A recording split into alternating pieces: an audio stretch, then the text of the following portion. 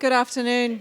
Thank you all for joining us today for this conversation about achieving a net zero target in our buildings, how to eat the elephant one bite at a time.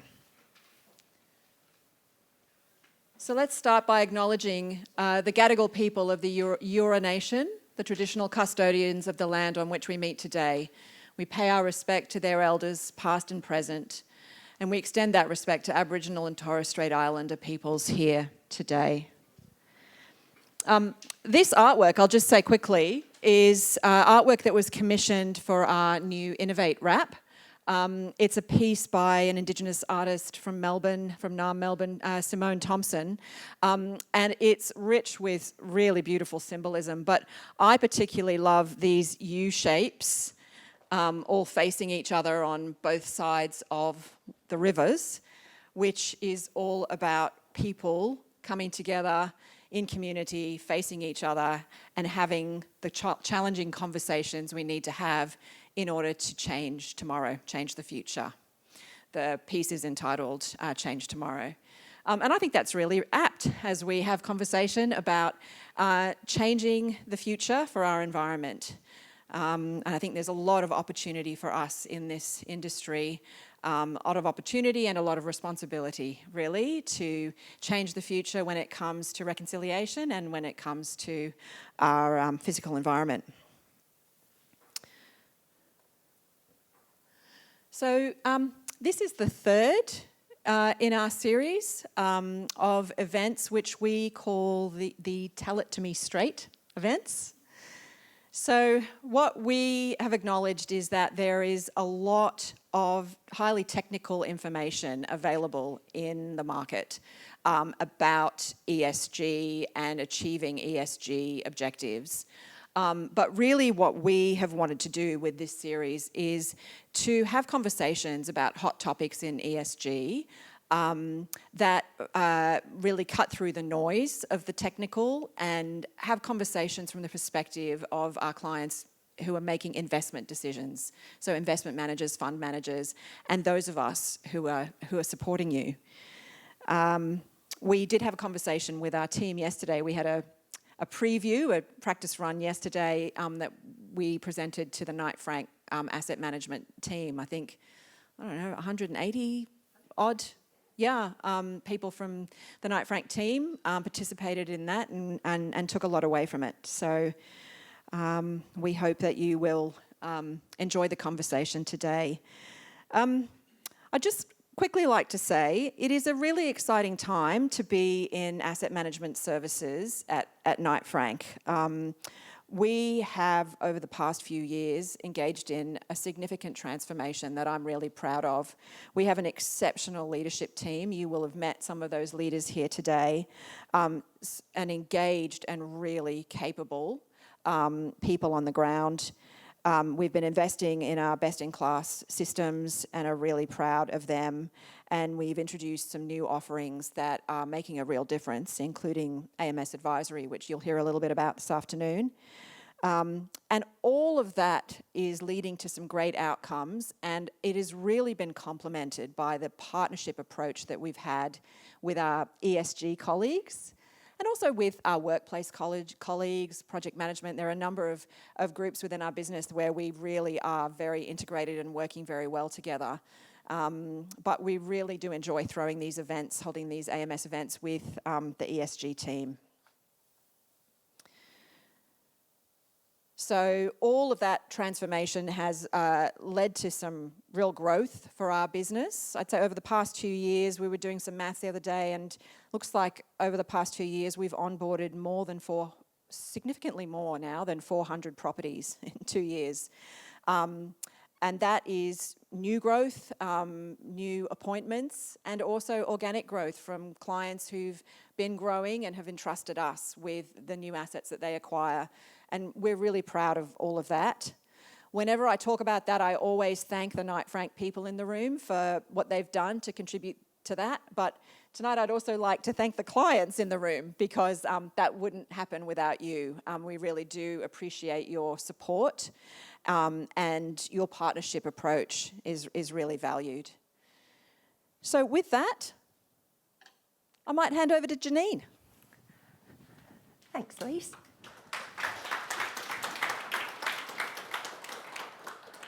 Hello, everyone. Thank you for turning out on what turned out to be a really awful hour before we got here. Kiko turned up sodden and a few people before you. Corporate umbrellas, they're a really good thing. Thanks for joining us today. We're really grateful, and it should be a really good conversation. So we're going to dissect the steps to achieve a net zero building, and for that purpose, we've assembled a really stellar cast here. A panel of partners and presenters who have expertise in quite different areas, so bring different perspectives. The discussion is intentionally agnostic to asset class, although the case studies are in office. We've got expertise across all sectors there. So you'll hear from David Bullock and Michael Marshall on those 10 steps to decarbonisation. And then our friend and client Jo Fitzpatrick will give us a download on what Pembroke are up to and what their journey's been. And then we've got Chris Campbell, who's really been getting his hands dirty in Melbourne on 2 fabulous assets, so can give you some really hands-on experience there. Then we'll break for a panel discussion. But before that, grab your mobile phones. You won't hear that in many things. We're going to do a Slido question. So we'd love to know where you are in your journey. It's completely anonymous. There's going to be no test other than if you can share with us where your organisation is on the journey to net zero buildings. We'd be really grateful. And that'll take us a minute or so to do. And the answers are going to come up automatically there. And if you've got a perspective from the Knight Frank people of where your clients are or the people you're representing, that'd be great as well.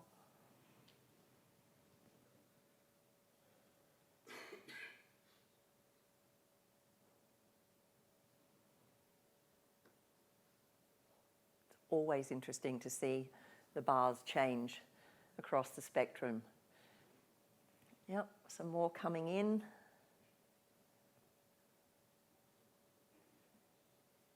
Thank you, it's great. I really appreciate the input.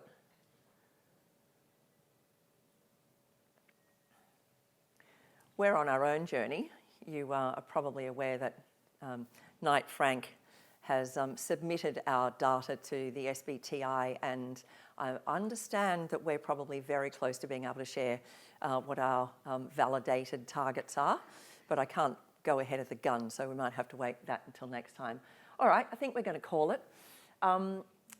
Like us, you're quite early in the journey, and there's no right or wrong on this, but there is a real impetus for us as people in the property industry to giddy up humans. So we're here to help you on that journey. Implementation of a net zero plan is exactly where we are, and I presented to our board last week with some recommendations, and we're looking for that endorsement and those things to take place. So I might just do a short recap on a couple of things before we head into the 10 steps.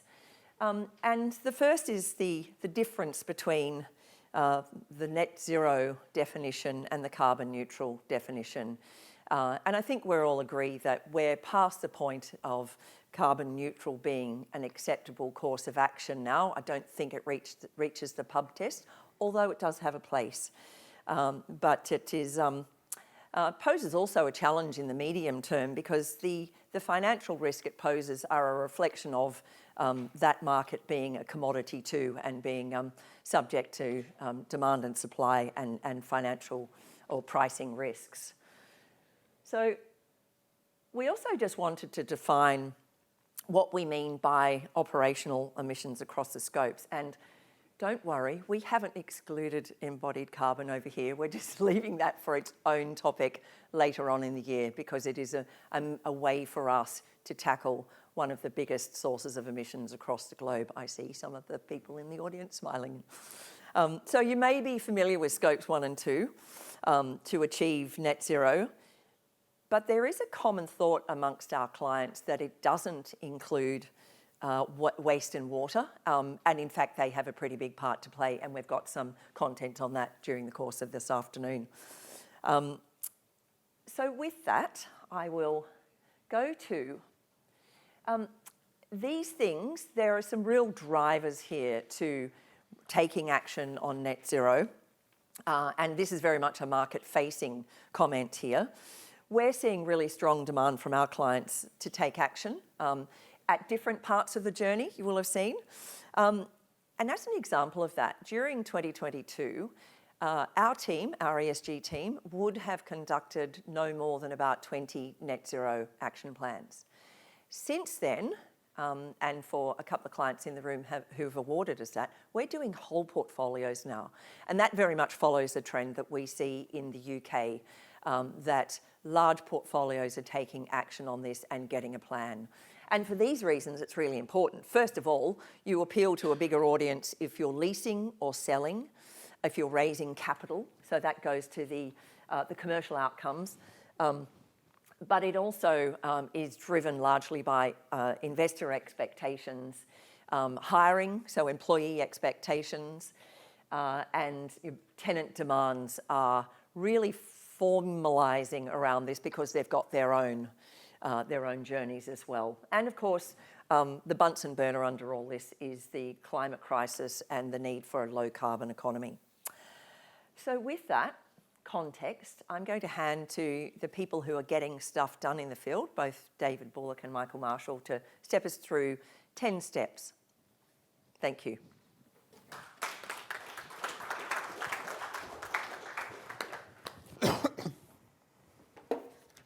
Thanks, Janine. So I'm going to run through the initial steps in our 10-point steps to decarbonisation. So there they all are in a go. So I'm going to run through steps 1 to 7, and then Michael was going to take over from there.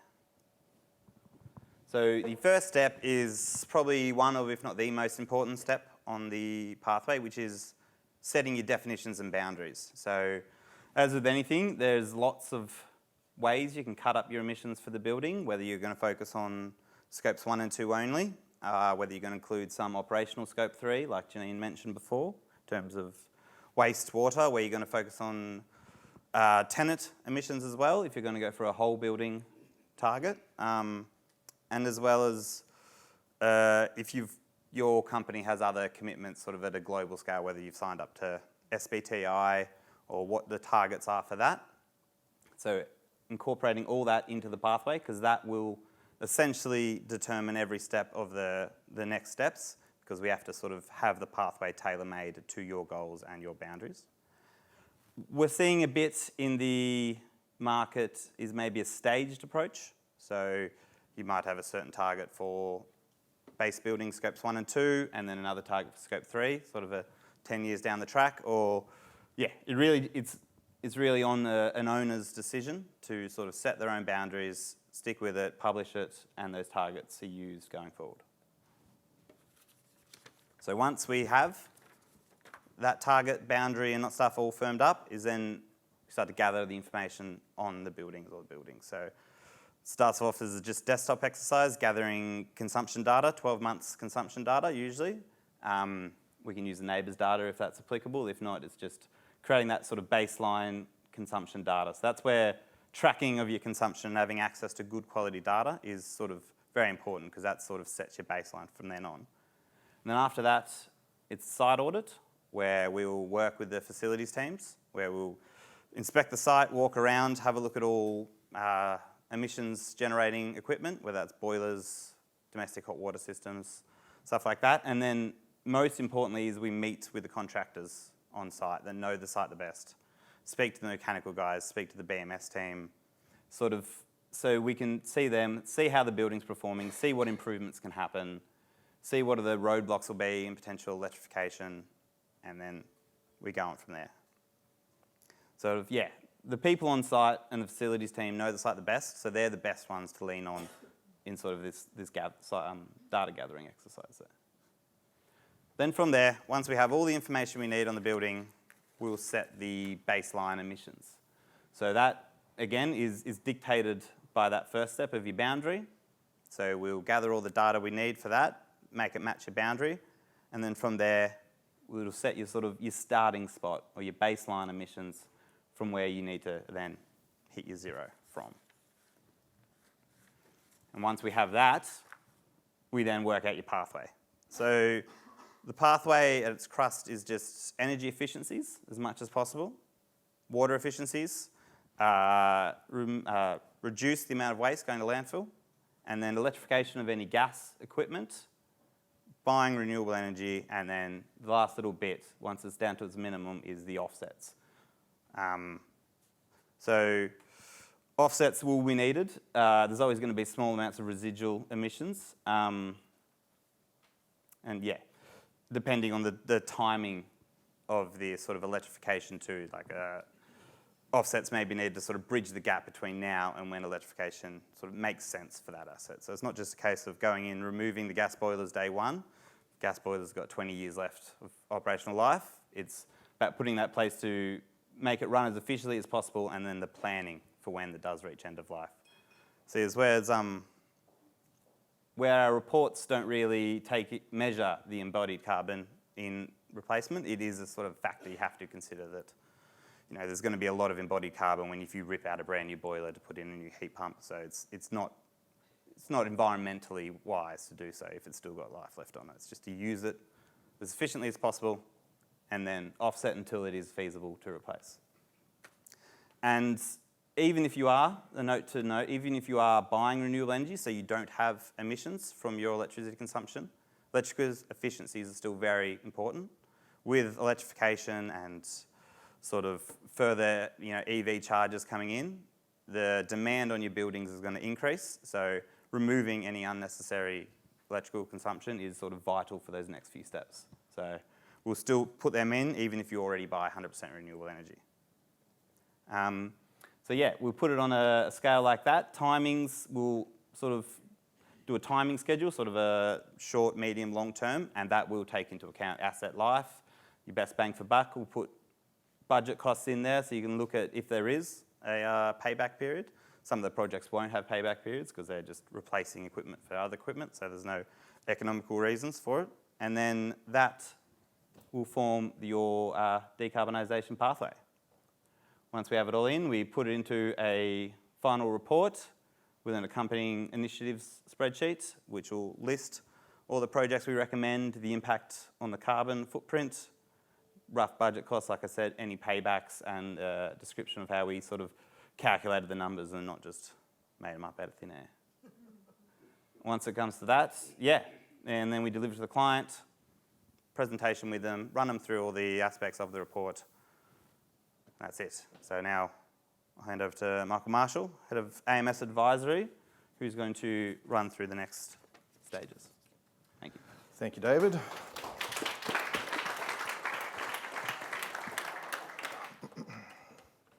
Good evening, everyone. My name is Michael Marshall. I am the Head of AMS Advisory here at Knight Frank. AMS Advisory specialises in a range of different services. One of the areas that we tend to play in a fair bit is helping clients form strategies to deliver their capital programs across their portfolio and at individual assets. Now, those capital strategies incorporate long-term ESG strategies and goals, right? And we're starting to see a season forming. And it's always good to see a season forming because then we can plan for it and we can perform highly through that season, all right? So the season I think that we're in right now, which started, in my view, around 2015 or tail out in around 2025, is what I tag ESG summer. Now, ESG summer, like summer, is pretty easy going. What you'll see is a range of projects like solar installations, EV, start of your electrification program. And a lot of these projects have similar things in common, all right? They will have a small set of stakeholders internally and not too many external stakeholders. They'll have a clear return on investment. So you install something, you reduce something, you'll have a return in 3 to 5 years. We all understand that, and most of the people signing off your projects will understand that and love that kind of language, right? And most of these projects can be delivered in a short time frame of about 12 months. So that's ESG summer. It's nice to play and it's quite easy. What I can see coming is what I call ESG winter. And that, I think, is roughly from 2025 to 2030, and some companies at 2035, right? And ESG winter changes things up, and in my view gets exponentially harder when it comes to delivery. And for the same reasons. So let's look at those same categories again. Your stakeholders will now increase internally and externally. Your return on investment, well, a lot of these projects won't have a clear return on investment, and some of them may not have any.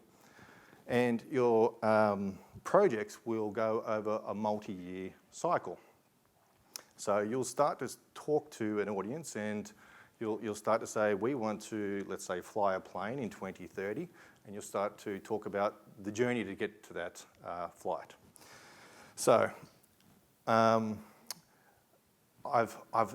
flagged how hard ESG winter is, right? But we can plan around it, and that's what this session's about. It's about planning around it and improving the delivery for it. So one of the first things that we can do to improve ESG winter is to get our budgets right. Now, that was a little bit tricky in ESG summer, right?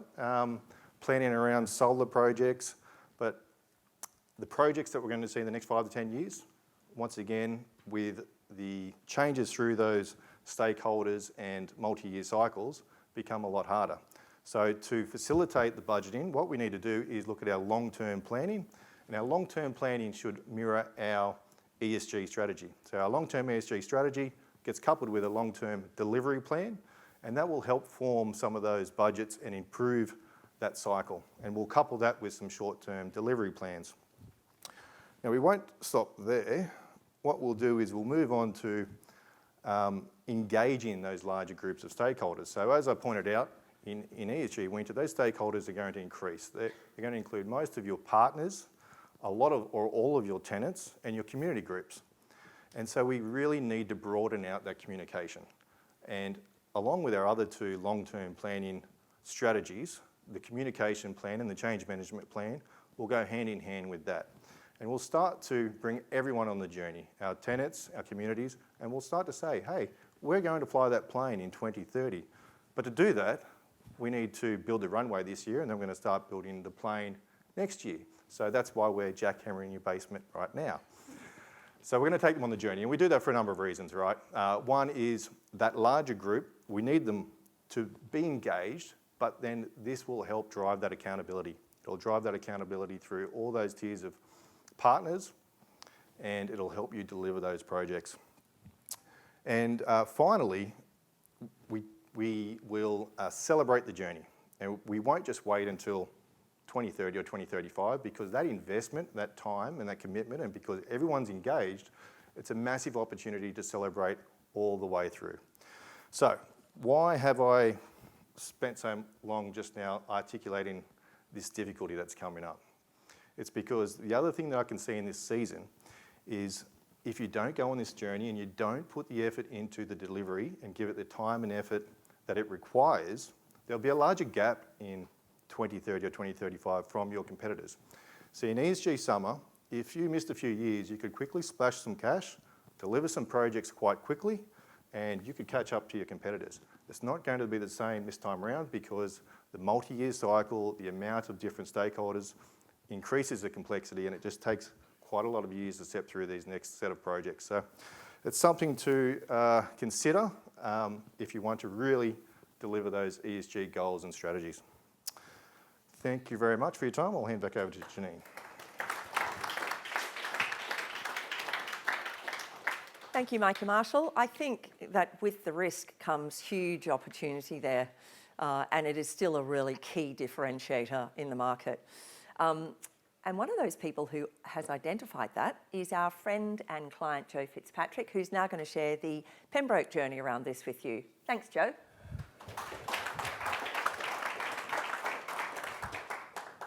It's good to be here. And it's an interesting opportunity for a client to come up and talk about our journey at an event like this. So it's one I thought I'd take up. So thank you, Lisa and Janine, for the opportunity.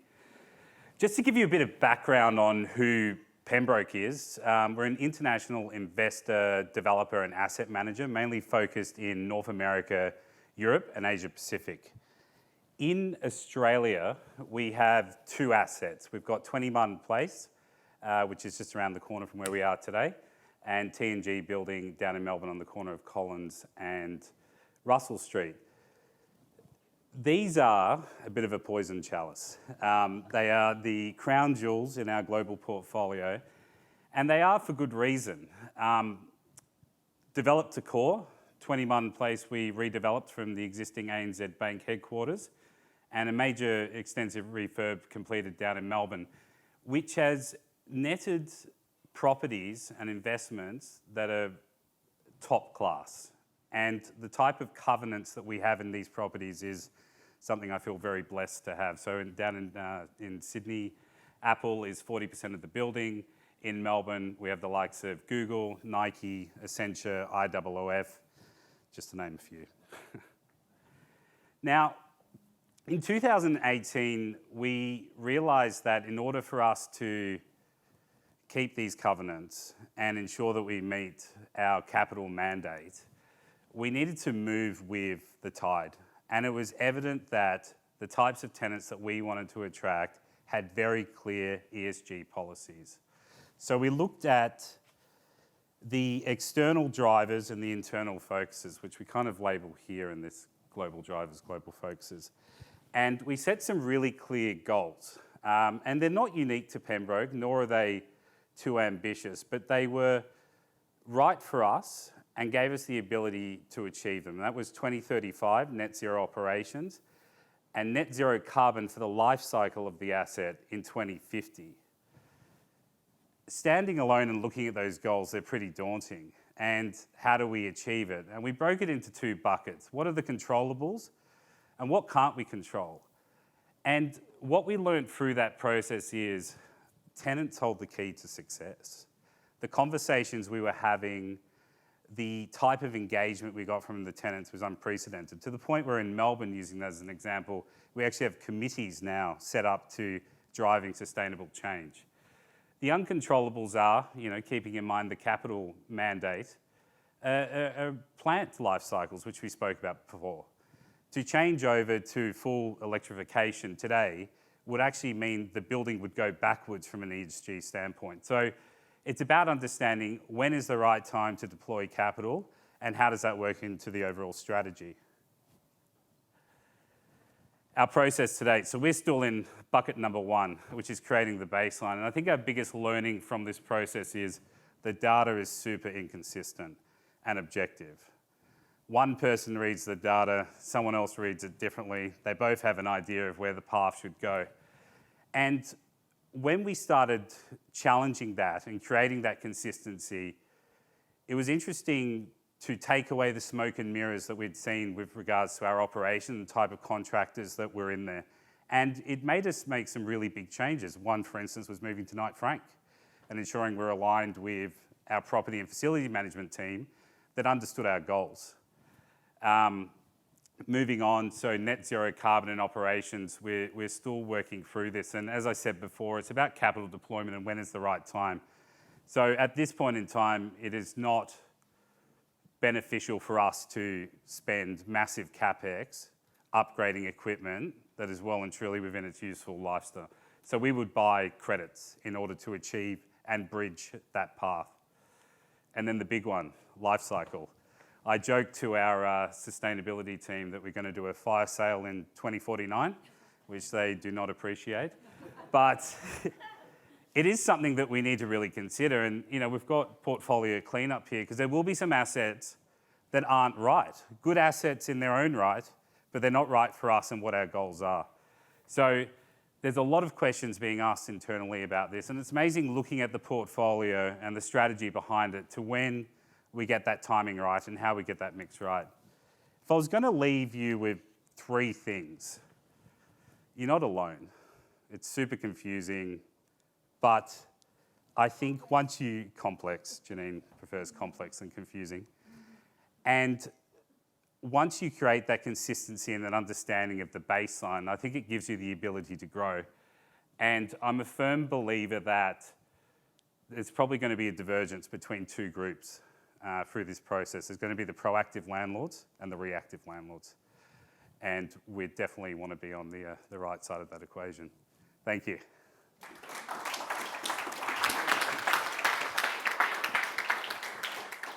Thank you, Joe. Very animated, love that. And now Chris Campbell's going to share with us his journey on 2 assets in Melbourne, which have been on an extraordinary journey, frankly, and he's been right in the mix of getting something, a whole lot of stuff right alongside our internal star here, CJ. So welcome, Chris. Thanks, Janine. Hi all, thanks for coming down tonight and listening to me. Came all the way from Melbourne. Tried to copy the Sydney Harbour Bridge here, but my origami's not as good as my sustainability. So, Knight Frank has been fortunate enough to be a part of these assets from PC and also from acquisition as well. Some have been a really good stepping stone or launch pad for a number of people in this room as well.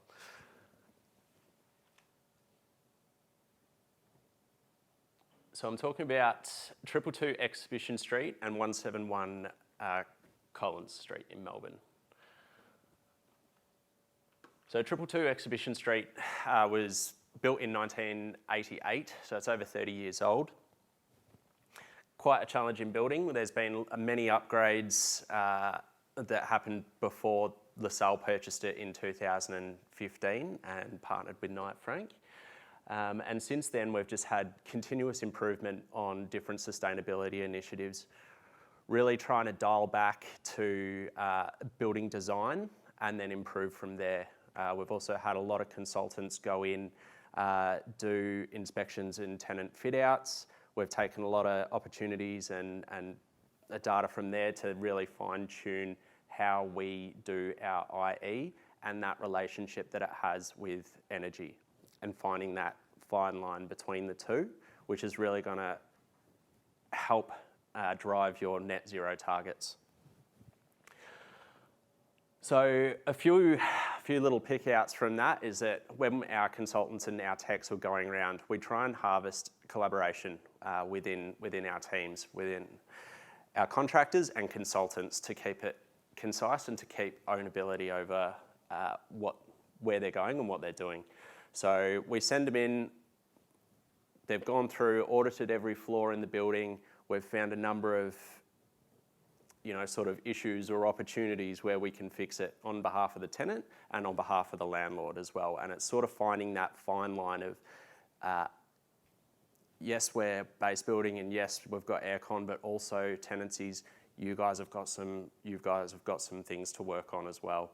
So we pulled out about a floor, 1,000 square metres worth of insulation just from the ceiling space above meeting rooms, where contractors have gone in, or fit out people have gone in and tried to do things cheap, done noise suppression with insulation and blocked all the return air paths throughout the building, basically rendering most of the air conditioning inoperable for some levels. And we've found perimeter air dampers all closed. We've had to go in and open up basically 90% of those, and then focus on tenant comfort. Because what's going to keep our tenants in the buildings is their comfort level. Especially in Melbourne, where you get 5 seasons in one day, keeping people between that 21 to 24 degrees is hard work. But we get there. And also, that affects on your energy. So if we're ramping up fans to try and achieve a 6-star IE rating, then we're going to decrease heavily in our energy.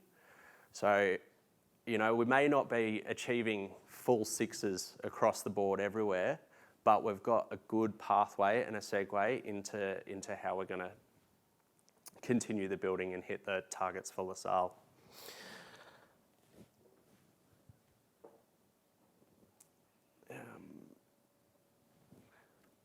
So basically balancing the energy with your IE, keeping tenants comfort, and then also the collaboration with all of your contractors to keep them accountable.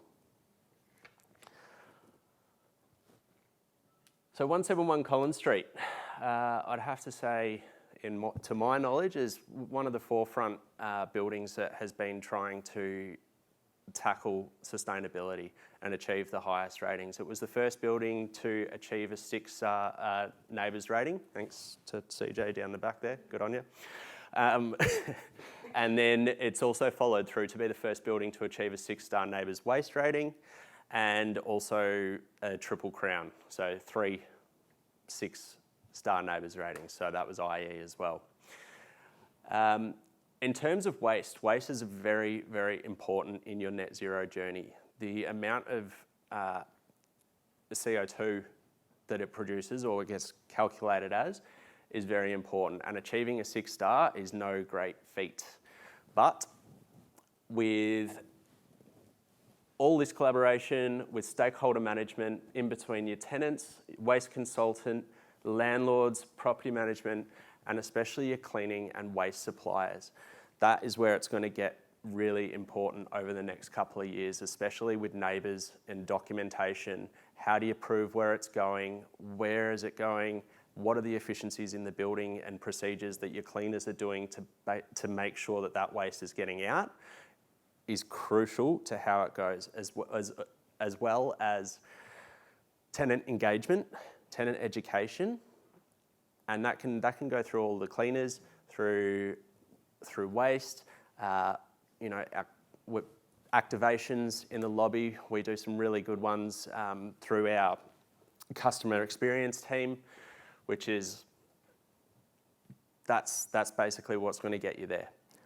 You can do all of these creative things with the buildings that have utmost amount of money, like pull in MRFs, get a waste sorter there to do it, but really you're not getting that narrative through to the people that really matter. They're still putting things everywhere, and then we're paying for them to other people to sort it. We really need to be focusing on that first initial, right, this paper's going into that bin.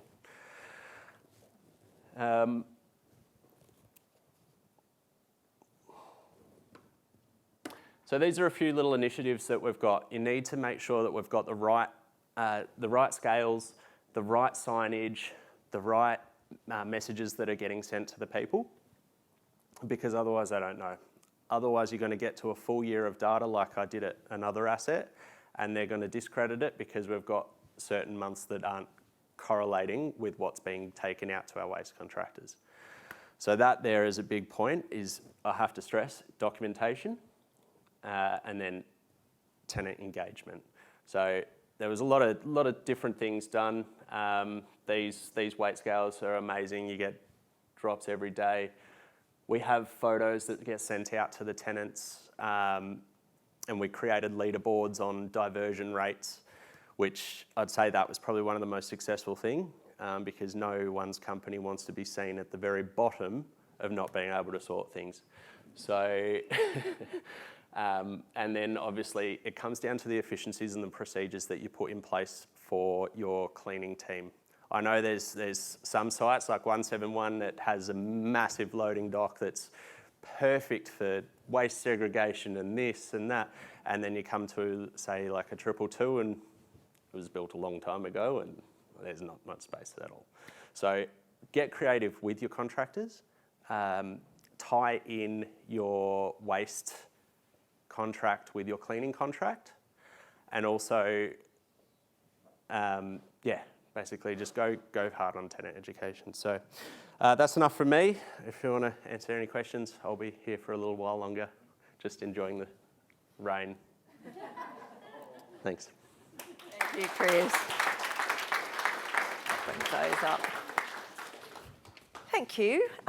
We're going to do another question, and then we're going to have a panel discussion, and I think we're running pretty well to time. So get your questions ready, people, because there's some really good technical knowledge up here.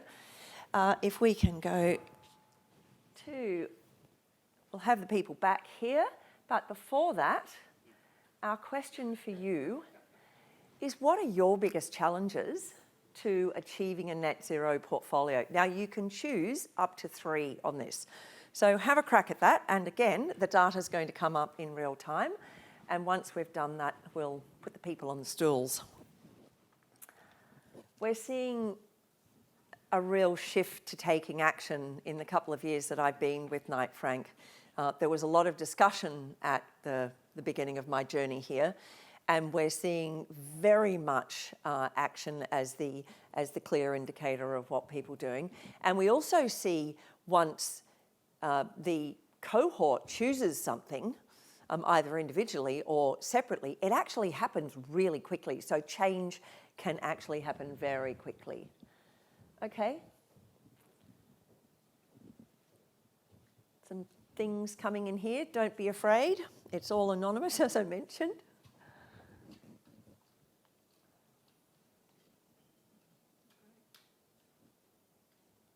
Wonderful.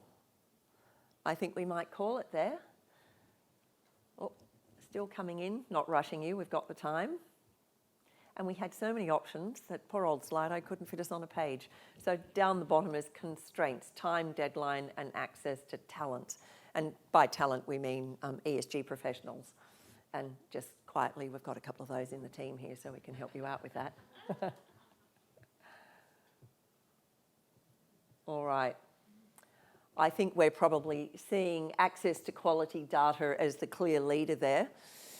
We'll probably share this with you once we leave tonight, but you know, that's a clear standout from the others. Budgeting that Michael Marshall mentioned is really critical across the spectrum of planning, prioritising those initiatives. But we might leave that there and get the panel up, because we might turn around and point to those unless it's too bright. So come on up, panel. Oh. Data and cash, surprising. Yeah. Do we have any questions from the audience? Alicia Maynard in the third back row. Thank you. Thank you. Thank you. Thank you, everyone. No microphone. Thank Outside you, everyone. voice. I'd really love to understand, particularly from you, Joe, as an owner, how do you balance transparency with the drive for perfection? So we've heard that we really want 6-star ratings and the best performance, but how do you actually start action when you know you're not going to be the best? I think the result comes with the setup and the foundation. So, you know, we can all have ambitious goals of 6 stars or whatever it may be, but it's actually about the initial goals should be consistency in data, making sure we have the right team. It's amazing when we actually put the data to the forefront and had that transparency, how much attrition we started getting with contractors and our management team, which was actually a really positive sign for me, because it meant that we were now aligning, moving together, and whatever the goal will come, and with the right team, then why not 6 stars? Yeah, why not? It's a journey, and I think that one of the things that's apparent in the ESG journey is that you've got to take a stand and be brave and be transparent. So long as your journey to improvement is committed, then I think that is become a more acceptable norm, and it certainly passes the pub test better than the alternative. And in fairness to the question, I think it's about breaking it down. You know, Like the elephant. Yeah, exactly, like the elephant. Good analogy. Have we got it up there? You know, goals are goals, right? And if they're not achievable, or they're daunting, or they, you know, create kind of fear within the team, you're never going to get a productive outcome. And you know, it's about understanding the layers or the little bites underneath in order to get to that spot. Leadership, Joe, in part. Yeah. Thank you. We're in a safe space. Anyone else got a question? I like the leaderboard. I like the leaderboard concept. That's cool. Photos of all your rubbish up in the main area. That's excellent. Where do you put it? So it depends on your building. A lot of buildings use the lift screens. You display a little leaderboard, not necessarily show what people's rubbish is on there, but you know. I like it. Also, as you come into lobbies, display boards. Currently, we don't have a massive one at 222, but you can buy those lovely little LED push around things, Sure. And then yeah, you We get it there. diverted X tons from landfill. Blah blah blah. Exactly, Yeah, and yeah. it gives you your diversion rate, and each company, each tenant, each level, no matter how much space they've got, it's all scalable. Yeah. And then we run it like a little bit of a program as well. You can throw $100 down, or you know, buy huge box of chocolates for the tenancy or something like that as a gift every month for keeping your rates down. And top of mind. Yeah. Another question right there. Oh, hi. It might be a bit general, but I mean, there's so much amazing work being done in the industry and in the portfolios, and I just sort of, I suppose the question is making how is that rewarded, and how, you know, the rewards that are coming from that, because I know the perception of property was perhaps not so great a while ago, and now it's just moved ahead. And how does that lift demand and the perception of the industry and the attractiveness of it and all of that wonderful good stuff that goes with it? From a tenant perspective or from a kind of career Yes. perspective? Okay. Joe, do you want to have a crack at that one? Sure. My fund manager hat on. It's a facet of creating stability and growth within your value. This is a requirement of the future of property, and either we get on board or we don't. And the net result's going to be your valuation either going up or down, to put it simply. I think that what I've heard about the friendly competition in Melbourne was bang on. Chris, what are some insights for the clients here about how you can get that creating a competitive but friendly environment where it encourages people to participate in the waste improvement for an asset? Slowly. Yeah, okay. You have to Play the long game. Exactly.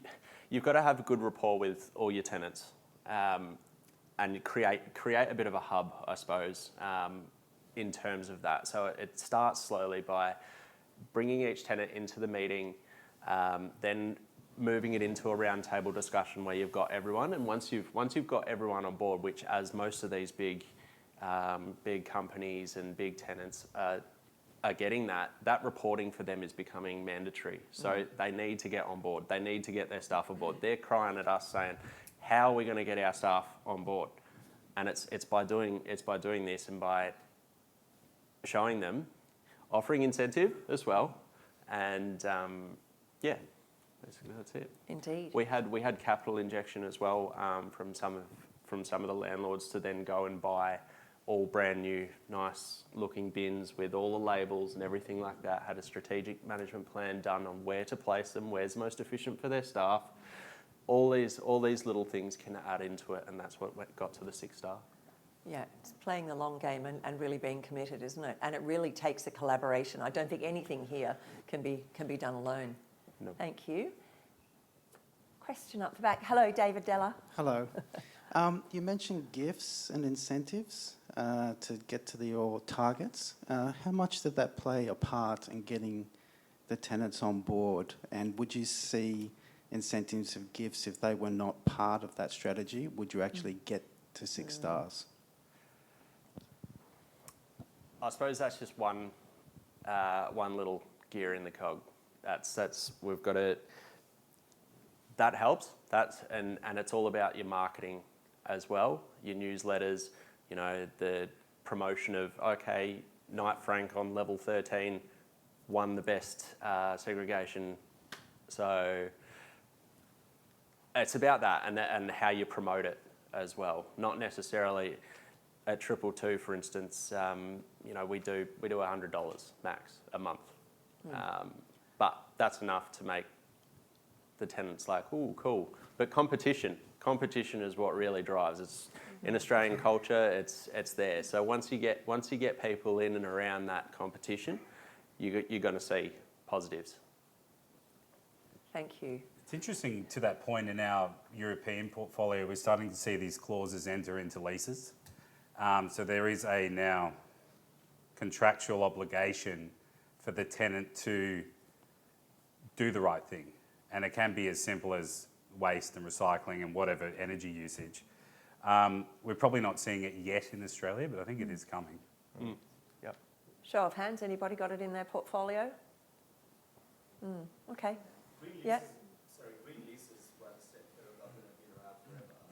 But some of the worst proponents of those green leases are the government tenants who just don't do anything. Yes. Yes. Well, yeah, it's up to the landlord whether or not they enforce it, right? Yeah. The rent is good. I think we're in an era of change. Yeah, you're right. So the big guys in town are clearly doing it. That's probably not surprising. Well done, leaders in this field. What else have we got? Oh, Ms. Maynard is back again. Hello. Asking for a friend. I'd be keen to understand from you, Michael, you mentioned about the capital investment into these ESG activities. I love your analogy of the ESG winter in particular. How do you recommend that investment managers measure return on investment for those capital initiatives? That's a really good question. I think like anyone, we need to take everyone on a journey here, right? And the journey can't be about a simple financial return, A plus B equals C. If we keep that as a measure, we won't ever move forward. We need to start building into our measure a whole bunch of other outcomes, and they might be the community engagement, they might be the tenant engagement, it might just be the look and feel or the optimisation of your building, but it just can't rely on the financial return. Is that something Knight Frank would look at quantifying? Like, it would be an interesting, sorry to put you guys on the spot, but it's an interesting thought because we need to show a return. And it's objective at the moment whether or not it will become that tenants demand it, and if your building doesn't have it, then therefore you won't lease it. But those little other additional bits of value, you know, you should be able to kind of proportion something to it. That research has already begun with a focus on neighbours ratings. So the Knight Frank research team did, was it a global or was it Australia-wide? I can't remember that study, but it was able to draw a clear correlation between rents and neighbours ratings. But I think there's another round of work that needs to be done now that goes deeper than that. So Lisa, speaking of the Active Capital Report, which was launched in late 2021, but brilliantly from my arrival. And what it showed, so it was the study of 300 asset sales over a 10-year period, Sydney, Melbourne, London, and it showed assets of a 5.5-star or better neighbours rating had up to an 18% sale premium. So that is still very relevant, and we can happily share that study with you. But I think that the comment that Joe makes about these assets are focused on income. And if you are not doing this, then the tenants who demand it are going to head towards assets where those things are available, and it's a slide and an attrition that will occur over a period of time. And I saw that in my leasing career over the implementation of neighbours ratings and those who didn't get on board to begin with, and those who didn't improve were pretty soon left behind. Yeah, indeed. Hang on, we've got Stephen Coleman wants to make a comment. Just wanted to say, following on from Lisa's comment, the neighbours system is set up so that if you don't get rid of gas out of your buildings, the neighbours rating will reduce in the future. So that's going to emphasise the point you made. Yeah, good point. Thank you, Stephen. Always technically excellent. Another question? Hi, this is a question for Joe. I was curious, since you mentioned that you collaborated quite a lot with some of these targeted tenants such as Apple and Google, what kind of feedback did they give you, perhaps top 1 to important things that they wanted to see that was driving the ESG goals? Like, what was it that they wanted to see from your buildings? Green power, waste reduction, social events. So for Harmony Day, a group, Essentia, I can't remember the two, Nike and TWE, Treasury Wines, came together and put on an event that we funded and sponsored that spoke to the day. So those kind of events and committees have been set up in order to drive these initiatives. So yeah, it's very important and top of their list. Brilliant way to engage with your tenant customers across the portfolio. It's worth noting for future reporting and for emissions, companies, so tenants will have to report on landlord emissions. It'll form part of their Scope 3 emissions. So those big companies like your Apples and your Googles that have global net zero targets, they will rely on data from the landlord, and if there's no emissions for that building, then it's obviously a lot easier for them. Yeah, indeed. And it turned up as the number one item in that second question we polled before. So data gathering and validity, and now a shameless plug, we can help you out with that. We've just deployed Prism. So genuinely speaking, if you're improving your assets, you need a really robust means of seeing what steps are improving those assets over your year-to-year action. So, right, a couple of other questions I have in the front row. Madam. Yeah, sorry, just a question for Michael. So these targets, some of them are quite far out into the future. So the teams in the buildings might know that they're not likely to still be in those buildings by the time that year comes around. What can owners and leaders do to make sure that the actions are being taken this year and the next year and the next year and the next year that will get you to your target? And, you know, we've had a lot of talk about the operational side of things with waste and things like that, but in the capital side of things, how do you structure that when you've got some really sort of big lofty goals and then you've got teams on the ground busy trying to run a building? What's the bridge between the two? Yeah, really good question. And I think it's going to become very important in this next stage, because you can't necessarily miss a year like you could in what I called ESG summer. So each year is important, and you need to know what's captured in that year. So while I used for an example that you've got your ESG strategy, which is a long-term plan, and you have your delivery strategy, which is equally a long-term plan. If you do not partner those two plans with a short-term condensed, what are we doing this 12 months in this property, you won't deliver anything. I've seen that play out year in, year out with many different clients. It's those who say, okay, we want to fly the plane, now what do we need to do this year? Let's all come around and figure that out. Let's put that in a plan, let's commit to this year, and then we'll eventually fly that plane. Indeed. So short-term planning. And that was part of the genesis of why we put this event on. We've had so many questions from our client audience to say, we've got an ESG and a capital plan over here, but how do we bring it to life? How do we eat the elephant? And so these people can help you out with that. And it is complex, Joe. I like to call it complex. Joe likes to call it complicated. But it's the same thing. You'll need help, and you can't do it alone. So we should be right alongside you in the trenches there, helping you make those, helping you with the gathering and then making the decisions and the deployment. And where we can't do it all, we help you with consultants and bring them in. And it's interesting to the deployment side. If you look at London as an example, with the policies that were brought in by the City of London, I think it's something like 70% or 80% of buildings within the next 4 years will be unable to lease. Yeah.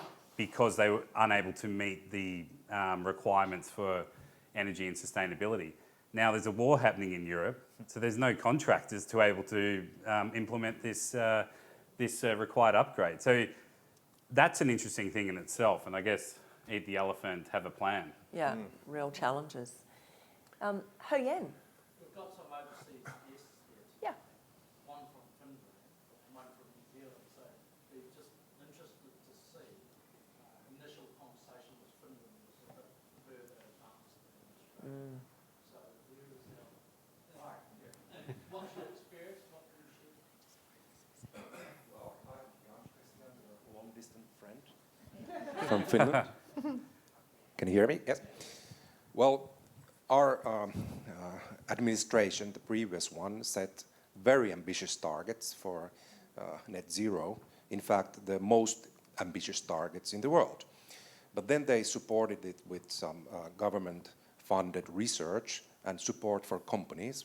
For example, I'm on a supported trade delegation right now, helping deliver this knowledge and sharing the information with other countries. So I guess the government doesn't know or dictate all the means on how to get there, but it provides the framework and the ambition and combines these industries with research, and then together we'll have to make the journey. But I would say it starts with the ambition. So Michael's analogy is that we're in summer, and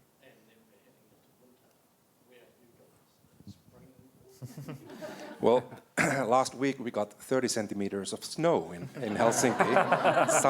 Sounds a bit like winter, yes. So no matter where you are today, I think the most important part is to get started right away. Don't wait, get started, do something now. And whether it's winter or summer, I don't know, but just do it. Yeah, thank you. Lovely. Unpaid too.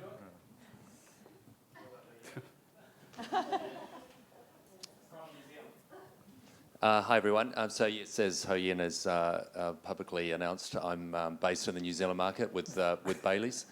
So nice to be here. Probably my first question, actually, if I can ask for that. We obviously a lot of commentary around the tenants' participation. And excuse my ignorance, but I'm assuming the tenants over here can get a neighbour's assessment of their tenancy. Yes.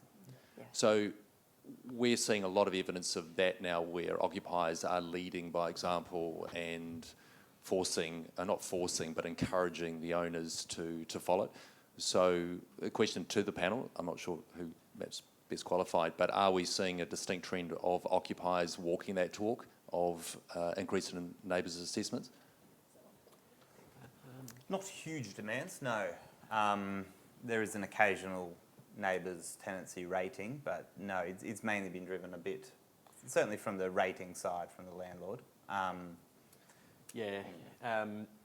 With the tenancy side of the neighbours thing is only sort of just picking up speed over here. So the properties that I've been at, it's really been a base building, landlord-driven neighbours' sustainability targets that then the tenants can promote. So a lot of leasing deals with sort of 171, they had the Triple Crown at the time.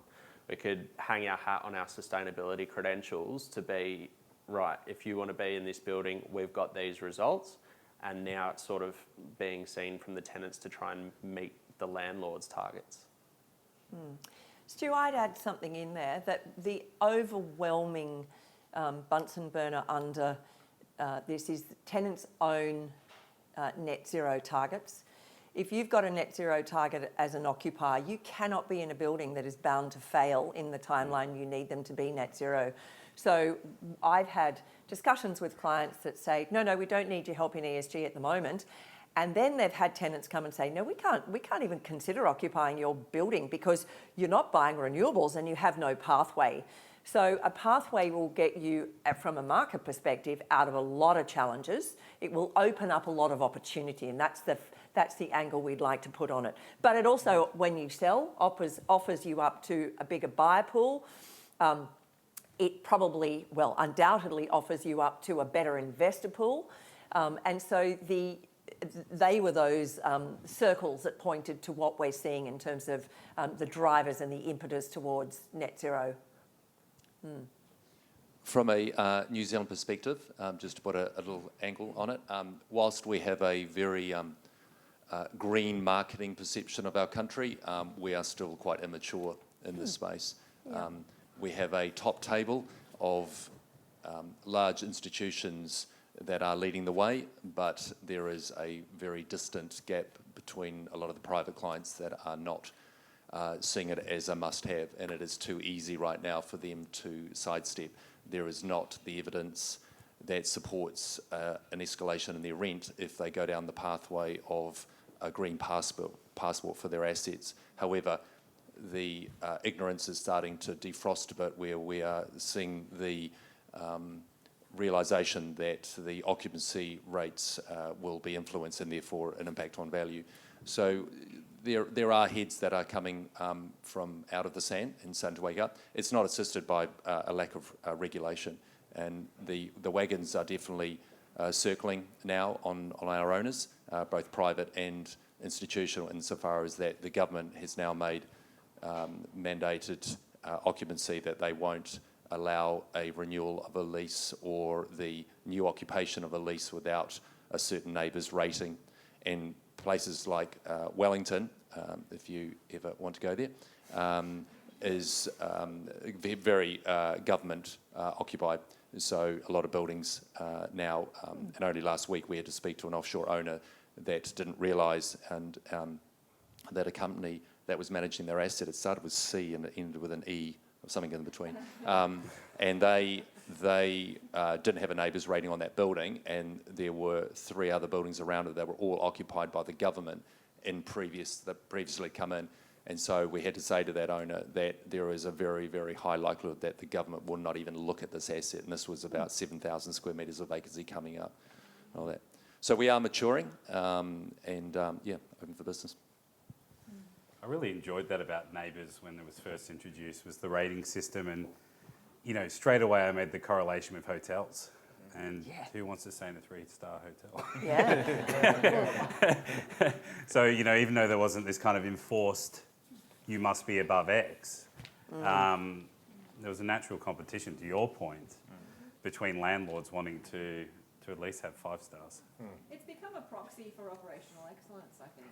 Yeah, You know, I agree. it tells you a lot more than just Yeah. the sustainability of the operation. It tells you about the quality of the team that's managing the building and the quality of the investment and care that the owner gives to the building and the tenants. Yep. Indeed. Yeah. Thank you. I think we're one last question off breaking. Has anybody got one? Tim Wheel's got one. I do. I love the winter is coming analogy. It's coming. Yeah. We've almost finished summer, so we're moving, as you well know, we're moving into winter. But I think the biggest blizzard that is coming is mandatory reporting from 2027. And that wasn't mentioned at all in this presentation. What is KFA planning to do to assist its partners with mandatory reporting that will need to be audited? Well, we can certainly help you with gathering data. Yeah. Well, that's it too, the data piece. And data's a really interesting one because with waste, which was quite topical, like all the waste providers, once it's left the building, they all report waste differently. And every year it's our biggest challenge, and the Knight Frank team here will understand that, who we work with every day, that to do our sustainability reporting every year, waste is one of the biggest challenges because it's defined by every waste recovery contractor differently. Is Knight Frank able to use their scale, and because you manage thousands of assets, to be able to influence those waste providers to have a standard of waste reporting? I can speak for Melbourne. I bet it's the same everywhere. It's changing. Yeah. It is changing very, very heavily. So like my team, they've got a few assets and their landlords are coming in and saying, you know, we want a waste rating. And they're all getting these 2-star results. But 2 stars the benchmark at the moment. There's only a certain percentage of assets that are actually able to achieve 4 and higher. So directly related to that is your data from your waste companies.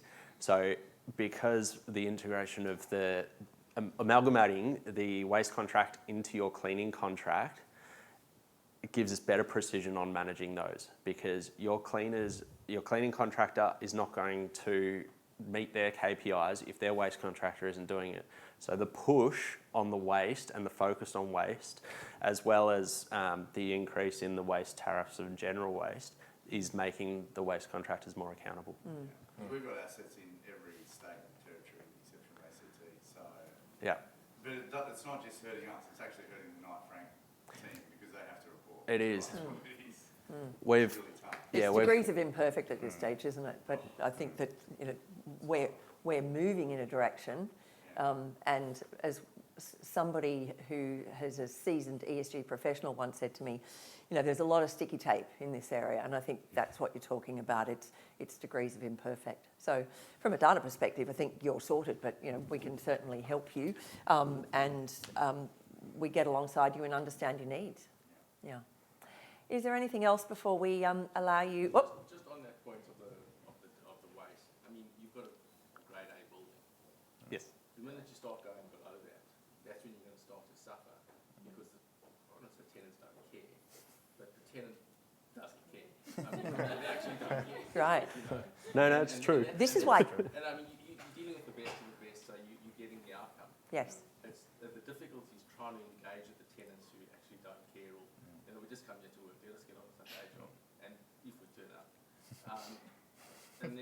day, trying to, how do you quantify, you know, how many people are in the building and how many people have turned up for that tenancy, and how much waste are they producing relative to the next tenant who's, you know, got 100% of their staff there. It's complicated.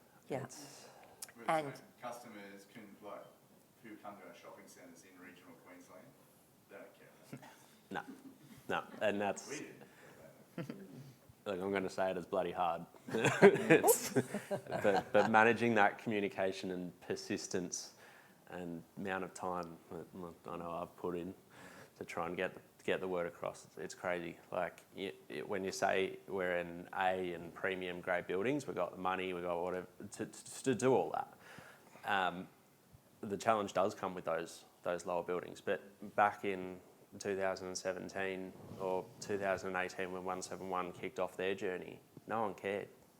You know, we got one of the biggest tenants in Australia, and you know, trying to get them to focus.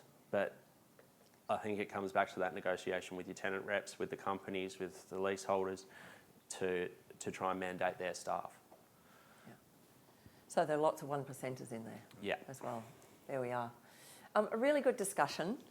We're going to stay around and continue that. But first of all, thank you, panellists. Thank you, Joe. You gave up your time, and great to have you on the panel. Thank you, audience. You turned up on a really awful night, so appreciate it. Yes. I'd also just like to say thank you as well to LaSalle and to CBUS and to Charter Hall for their willingness for us to sort of share some of the insights from those beautiful buildings that we manage for them. So, yeah, and thank you again to Joe. Thanks, everyone. Thank you.